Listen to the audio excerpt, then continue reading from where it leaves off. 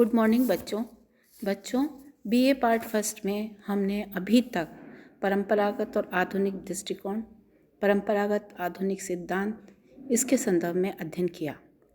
अब हम आज व्यवहारवाद की अवधारणा का अध्ययन करेंगे। तो जैसा कि बच्चों मैंने आपको बताया कि राजनीति शास्त्र के विकास क्रम को जब हम देखते हैं तो हमें दो दृष्टिकोण दिखाई देते हैं, एक तो परंपरागत और एक आधुनिक। परंपरागत दृष्टिकोण में हमने आदर्शात्मक दृष्टिकोण, अनुभववादी दृष्टिकोण, संस्थात्मक दृष्टिकोण, इन सब का अध्ययन किया। और आधुनिक दृष्टिकोण में दो दृष्टिकोण हैं, व्यवहारवाद और उत्तर व्यवहारवाद।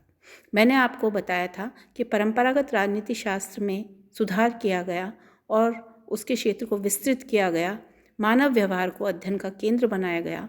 तो मानव व्यवहार को अध्ययन का केंद्र बनाने वाला जो दृष्टिकोण है वो व्यवहारवाद के नाम से जाना जाता है।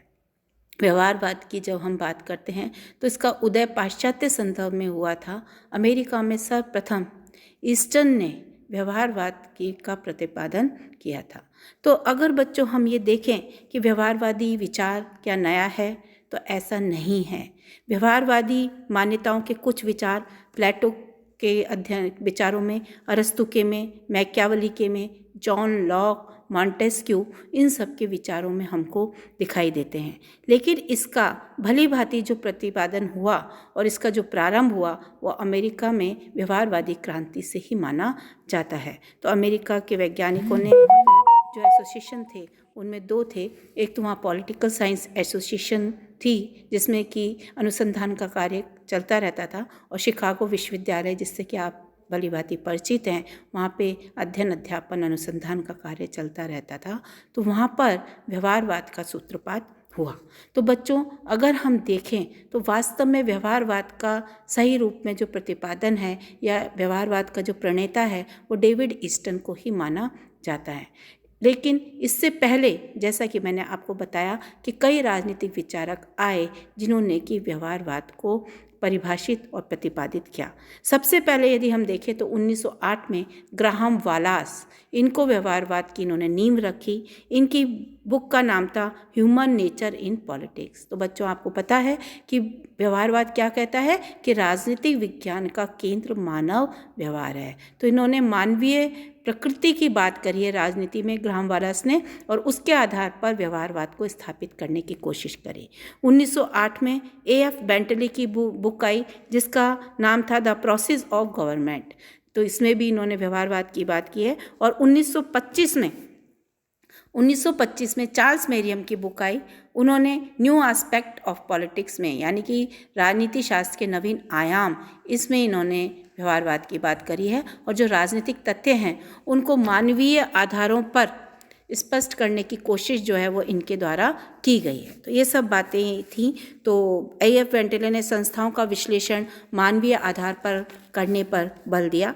तो जो ये तीनों विचारक थे इन्होंने व्यवहारवाद के विकास में काफ़ी योगदान दिया। इसके अतिरिक्त इस विचारधारा का प्रतिनिधित्व करने आए कई शोध पत्र भी पब्लिश हुए।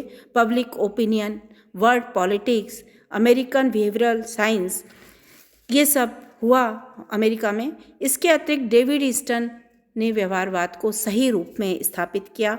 Lasswell, Almond, Coleman, Heinz Eulau, Edward Shils, Powell आदि ने भी व्यवहारवाद के विकास में योगदान दिया। तो यदि आपसे व्यवहारवाद के विकास की यात्रा पूछी जाती है और यही पूछा जाता है कि व्यवहारवाद के विकास में किन किन राजनीतिक विचारकों का योगदान रहा, तो इस संदर्भ में आप इनके नाम बता सकते हैं। लेकिन प्रमुख योगदान डेविड ईस्टन का रहा जिन्होंने कि व्यवहारवाद को सही रूप में स्थापित किया। तो यहाँ तक तो बच्चों ये एक परिचयात्मक संदर्भ हो गया। तो ये मैंने आपको स्पष्ट कर रही हूँ कि व्यवहारवाद वह आंदोलन है जिसने परंपरागत राजनीति शास्त्र के विरुद्ध जिसकी उत्पत्ति हुई। परंपरागत राजनीति में कुछ कमियां थीं।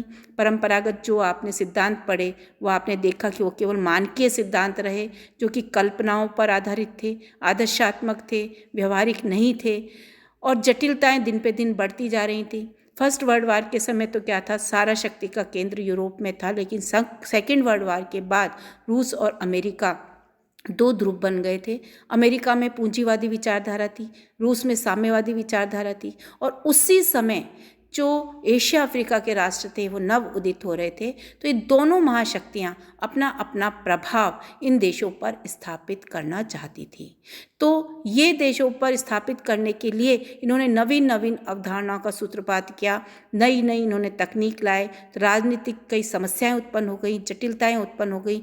तो उनको दूर करने के लिए फिर आधुनिक दृष्टिकोण की उत्पत्ति हुई और उसमें सर्वप्रथम जो दृष्टिकोण है वो व्यवहारवाद के नाम से जाना जाता है, जो कि राजनीति विज्ञान में अध्ययन का केंद्र मानवीय व्यवहार को बनाने पे बल देता है।